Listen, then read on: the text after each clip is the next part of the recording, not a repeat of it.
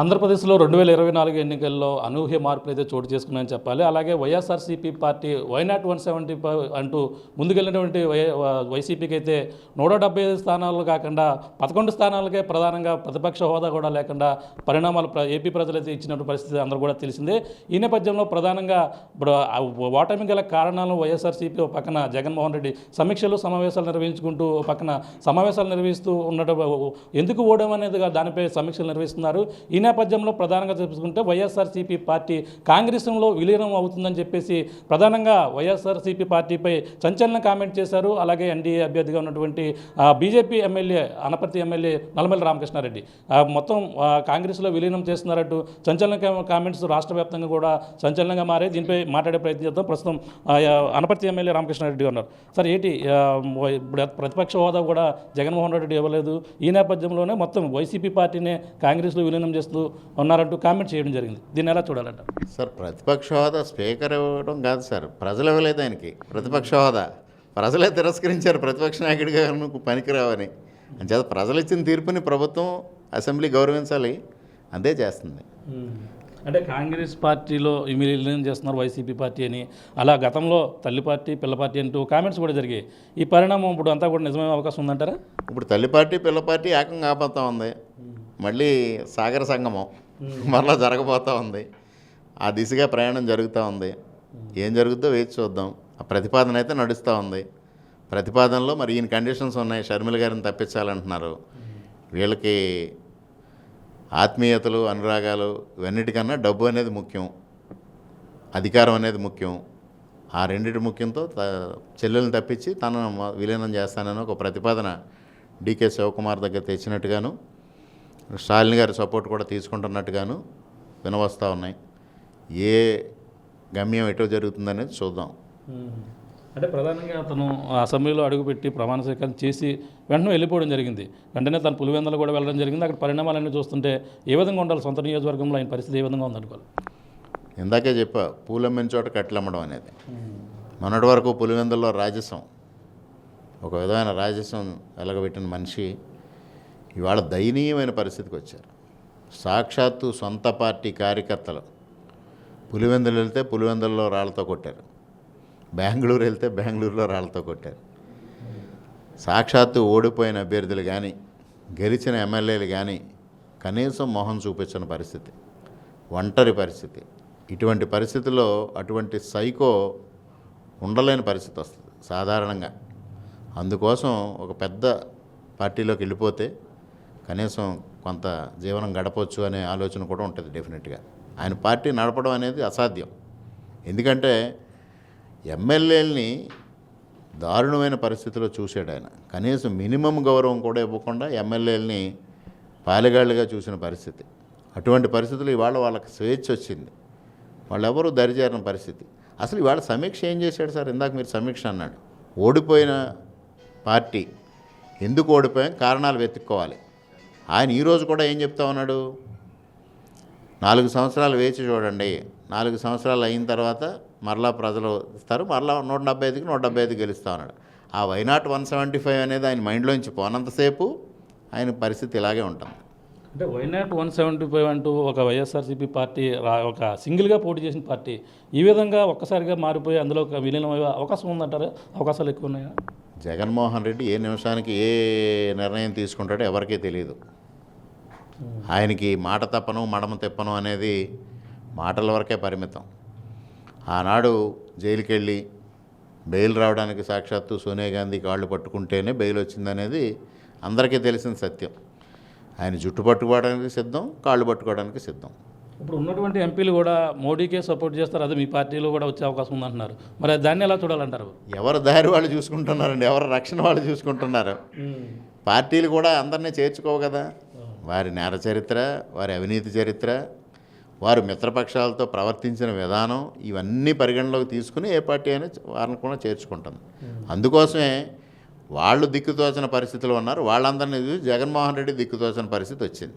అందుకోసమే పెద్ద పార్టీలో విలీనం చేసేస్తే ఎంపీలకి ఎటు వెళ్ళే అవకాశం రాదు. ఇప్పుడు 4 ఎంపీలు ఉండగా 50% ఒక దారి తీసుకుంటే ఆటోమేటిక్గా పార్టీ డైల్యూట్ అయిపోతుంది. అదే పెద్ద పార్టీలో కలిపేస్తే అవకాశం ఉండదు. ఆ విధంగా అయినా పార్టీని రక్షించుకోవచ్చు అనే ఒక ఆలోచన కావచ్చు. అంటే ఇప్పటికీ తన చెల్లి ఎవరైతే శర్మిల తెలంగాణ కాదని ఇప్పుడు ఏపీలో అడుగు పెట్టడం జరిగింది. కానీ ప్రధానంగా చూసుకుంటే ఇప్పుడు చెల్లికి ఏ విధంగా చెక్ పెట్టి మరి ఈయన కాంగ్రెస్లోకి వెళ్తారు? డీకే అరుణ్ కుమార్తో జరిగిన పరిణామాలు ఎలా ఉంటాయంట? ఇప్పటికే ఆవిడపైన కూడా కొన్ని ఆరోపణలు వచ్చినాయి. ఎన్నికల సమయంలో నిధుల పంపిణీ విషయంలో తీవ్రమైన ఆరోపణలు ఇవాళ చేస్తూ ఉన్నారు. ఏఐసిసిలో పెద్ద చర్చ నడుస్తూ ఉంది, తీవ్రమైన చర్చ నడుస్తూ ఉంది. ఎవరైతే ఇక్కడ కీలకంగా ఉన్న ఆఫీస్ బేరర్స్ అందరూ కూడా ఆవిడ మీద కంప్లైంట్ ఇచ్చారు. ఇటువంటి పరిణామాలు తప్పనిసరిగా ఈ పరిణామాలకు దారితీస్తాయి. ఎందువల్లంటే ఆవిడపైన కూడా చర్య తీసుకోమని ఏఐసిసిని కోరుతూ ఉన్నారు. ఎటు దారితీస్తాం అనేది మనం వేచి చూడాల్సిందే.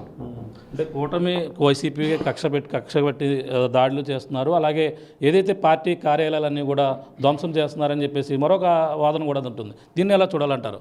సింపుల్ ఆన్సర్ అండి. చచ్చిన పవన్ మరలా కొట్టడం ఎందుకు? ఆల్రెడీ ప్రజలే కొట్టి చంపేశారు. ఇంకా మరలా వేరే వాళ్ళు కొట్టాల్సిన పనే ఉంది ఇందులో, ఏమీ లేదు. అంటే పార్టీ కార్యాలయాలు కష్టంగా అంతా కూడా అన్న రూల్స్గానే కడుతున్నాం అని రూల్ అని ఆవిడ ఎవిడెన్స్తో కడుతున్నాం అన్నారు. కానీ వీటిని కూల్చడం అనేది ఎలా చూడాలి? ఏమంటే అసలు ఫ్లడ్ బ్యాంక్ మీద కన్స్ట్రక్షన్ అనేది ఎప్పుడైనా చూసారా మీరు? ఎప్పుడైనా అలౌ చేశారా ఏ ప్రభుత్వం అయినా? అది రివర్ కన్జర్వేషన్ యాక్ట్, దాని ప్రకారంగా ఫ్లడ్ బ్యాంక్ పైన ఏ కన్స్ట్రక్షన్ ఉండకూడదు. ఫ్లడ్ వచ్చినప్పుడు ప్రజలను రక్షించుకోవడం కోసం కానీ ఫ్లడ్ బ్యాంకులను రక్షించుకోవడం కోసం పెట్రోలింగ్ చేయాలి. పెట్రోలింగ్ చేయడం కోసం ఫ్లడ్ బ్యాంకులు ఫ్రీగా ఉండాలి. అలాంటి ఫ్లడ్ బ్యాంక్ మీద పార్టీ ఆఫీస్ కట్టడం అంటే ఎంత దారుణం! చట్టానికి వ్యతిరేకంగా కట్టడం, ఎన్విరాన్మెంటల్ గైడ్లైన్స్ అన్నీ విడిచిపెట్టేసి దానికి విరుద్ధంగా కట్టడం. ఆర్ఎండ్బి స్థలం, రాజమండ్రిలో ఆర్ఎండ్బి స్థలం ఉంది, ఎంతో కాలం నుంచి దాన్ని సంరక్షిస్తూ ఉన్నారు ప్రభుత్వాలు. దాన్ని వాళ్ళు దాంట్లో పార్టీ ఆఫీస్ కట్టడం, ఈ విధంగా చట్టానికి వ్యతిరేకంగా మార్గదర్శకాలకు వ్యతిరేకంగా పార్టీ ఆఫీసులు కడితే వాటిని చూస్తూ ఊరుకోవాలా? అంటే పార్టీ ఆఫీస్ చూస్తుంటే ఎంత విలాసవంతంగా కట్టారు, పేదోడికి సెంటున్నర భూమి మాత్రం ఇచ్చారని చెప్పి ప్రజల నుంచి కూడా కొంచెం ఇటువంటి ప్రతిపక్షం మీ అధికార పార్టీ నాయకులు కూడా అన్నారు. దాన్ని ఎలా చూడాలంటే? అంటే గాలి జనార్దన్ రెడ్డి గారు సోదరుడు కదండి, అందుకోసం విలాసవంతంగానే ఉంటాయి అన్నీ. బాత్రూంలో కూడా గోల్డెన్ టాయిలెట్స్, గోల్డెన్ కమోడ్స్ ఉంటాయి. గాలి జనార్దన్ రెడ్డి గారు సోదరుడు కాబట్టి మనం ఆ విధంగానే చూడాలి. అంటే మీరు ఇప్పుడు వాటిలన్నీ కూడా కూలుస్తారా, లేదంటే ఇప్పుడు ఏదైతే వైజాగ్ ప్యాలెస్ అదేదైతే ఉందో అన్నీ కూడా అలా ఉంచుతారంటారా? ఇవన్నీ ఒకసారి స్టడీ చేయాల్సిన అవసరం కూడా ఉందండి. ఇప్పుడు వైజాగ్ ప్యాలెస్ని అలా కట్టిన దాన్ని ఏ విధంగా చేయాలి? 500 కోట్ల ప్రభుత్వ ధనాన్ని దుర్వినియోగం చేశారు. ఇవాళ కూల్చడం వల్ల అదంతా నష్టపోయినట్టే. దాన్ని ఏ విధంగా అయినా ప్రయోజనకారిగా చేయగలమా లేదా ఏంటనే దానికోసం కూడా చూడాల్సిందే. కూలగొట్టడం అనేది కాదు. జగన్మోహన్ రెడ్డి గారు ప్రజావేదికను కూలగొట్టినట్టుగా ఇవాళ కూటమి ప్రభుత్వం ఆ డైరెక్షన్కి వెళ్ళదు. అంటే మరి విజయవాడలో పార్టీ ఆఫీస్ని కూల్చేయడం కూడా దాన్ని ఆ డైరెక్షన్ అనుకోవాలనుకో. తాడేపల్లి అండి, అదే నేను చెప్పాను కదా, ఫ్లడ్ బ్యాంక్ పైన కట్టారు. ఫ్లడ్ బ్యాంక్ పైన ఇప్పుడు ఫ్లడ్ సీజన్ రాబోతూ ఉంది. ఇప్పుడు వర్షాలు వస్తే కృష్ణానది ఫ్లడ్ వస్తుంది, గోదావరి నది ఫ్లడ్ వస్తుంది. ఫ్లడ్ బ్యాంక్ని ప్రొటెక్ట్ చేయాలి. ఫ్లడ్ బ్యాంక్ ప్రొటెక్ట్ చేయాలంటే ఆఫీస్ తీసేయాలి. అంటే ఫైనల్గా చూసుకుంటే మనకి ఈ యొక్క స్పీకర్ కూడా లేఖ కూడా రాయడం జరిగింది. దాన్ని ఎలా చూడాలి? అతను ప్రతిపక్ష హోదాలో ఉండే అవకాశం ఉందంటారా? పోనీ అసలు నేను ఇందాకే చెప్పా, ప్రతిపక్ష హోదా ప్రజలే తిరస్కరించారు అతన్ని. 18 సీట్లు రావాలి, ఆయన నోటితో ఆయనే చెప్పాడు కదా, చంద్రబాబు నాయుడు గారు ప్రతిపక్ష హోదా పీకేస్తాను అని. మరి ఇవాళ ఎలా అడుగుతాడు ఆయన? చంద్రబాబు నాయుడు గారికి 23 వస్తేనే ప్రతిపక్ష హోదా లేకుండా చేస్తాను, 18కి తగ్గిస్తానన్న వ్యక్తి ఇవాళ 11, అంటే ఆయనకి నవరత్నాలు ఇచ్చారు ప్రజలు, అతి కష్టం మీద ఇంకొక 2 పెరిగినాయి, 11 వచ్చినాయి. 11 వచ్చినప్పుడు 18 రానప్పుడు ఏ విధంగా ఆయన ప్రతిపక్ష హోదా అడుగుతాడు? చివరకు ప్రత్యేక హోదా సాధించిన ఆయన ప్రజల అధికారం ఇస్తే ఇవాళ ప్రతిపక్ష నాయకుడు హోదా కోసం పోరాడే పరిస్థితికి దిగజారిపోయాడు జగన్మోహన్ రెడ్డి.